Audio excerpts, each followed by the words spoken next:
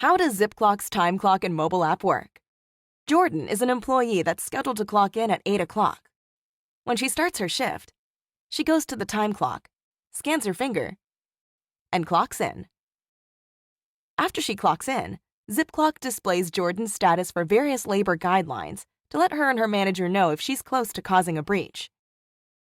With the mobile app, Maria, the manager, can see all the information that is displayed on the time clock right from her phone. She sees that Jordan clocked in on time and doesn't seem to be breaching a labor guideline any time in the near future. Before Jordan breaches overtime, ZipClock displays an alert icon, and a countdown begins to let her know that she needs to clock out soon.